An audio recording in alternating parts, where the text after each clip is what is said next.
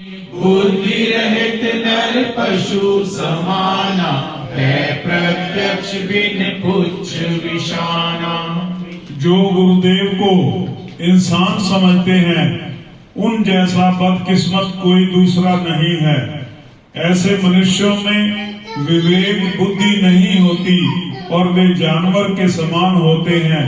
वे बिना पूंछ और सींग के साक्षात पशु ही हैं। विश्व विशेष विदित प्रभुताई, गोविंद से गुरु देव। बोलिए श्री गुरु महाराज की जय।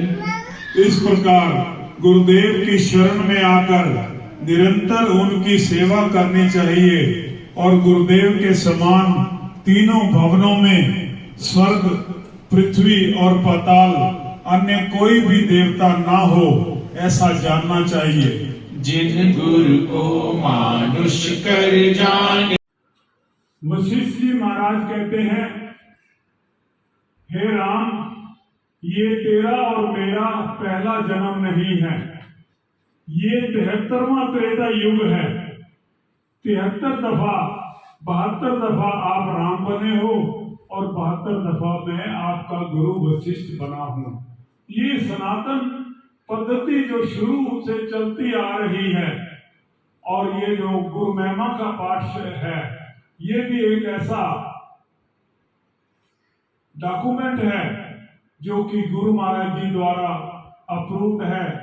जिस प्रकार श्री गुरु महाराज जी ने फरमाया स्वामी सारस्वतानंद जी महाराज जी को, आप रामायण कंठस्थ कर लो, आपको भविष्य में बहुत काम करना है। उनके लिए कोई रामायण अलग ग्रंथ नहीं है, भागवत कोई अलग ग्रंथ नहीं है और गुरु महिमा की कोई अलग चीज नहीं है, क्योंकि ये जिस महापुरुष के द्वारा लिखी गई है, धनी धर्मदास जी के धर्मदास की पीर, तो वो भी एक बहुत ही उच्च कोटि के संत रूप हुए हैं। बहुत बड़े सेठ थे मध्य प्रदेश के और इतने ज्यादा सेठ थे कि वहां के रियासत के बादशाह को भी कभी अकाल पड़ जाता था तो इनसे वो लोन लेते थे और अपना काम चलाते थे।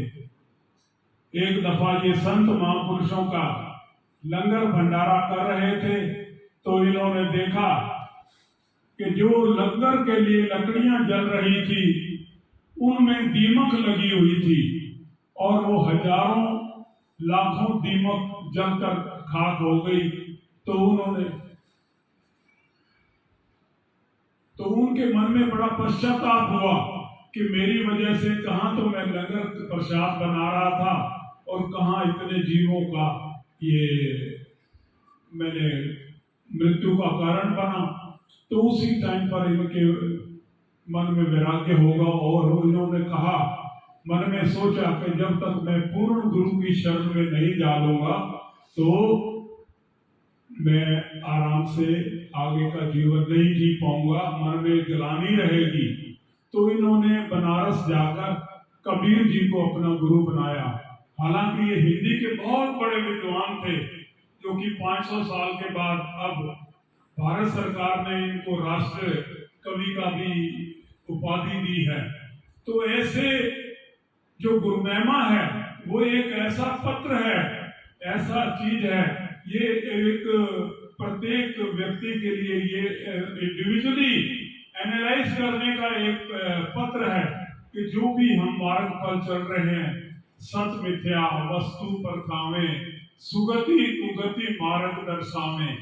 धर्मदास जी कहते हैं आपको कि मेरी बात मानने की जरूरत नहीं है, आप सब बातों को देखो कि सच कौन सा है, झूठ कौन सा है, मिथ्या कौन सा है और ओरिजिनल कौन सा है। हर एक चीज का बताया कि आपको गुरु भी धारण करना है।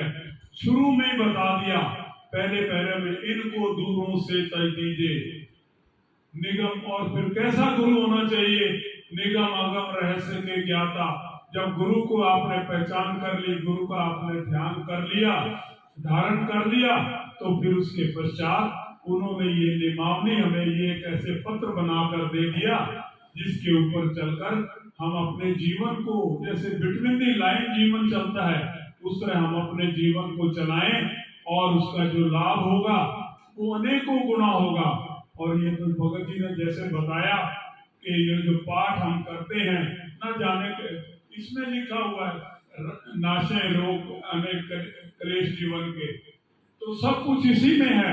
अब ये जो अर्थ कर रहे हैं, ये आप अपनी चित्त वृत्तियों को ध्यान में रख के आप इस पे अमल करना तो आपको मिल जाएगा। फिर आपको बताने की जरूरत नहीं, आप घर में बैठ के भी ना दिन में कई दफा आप पढ़ोगे और उसका आनंद लोगे।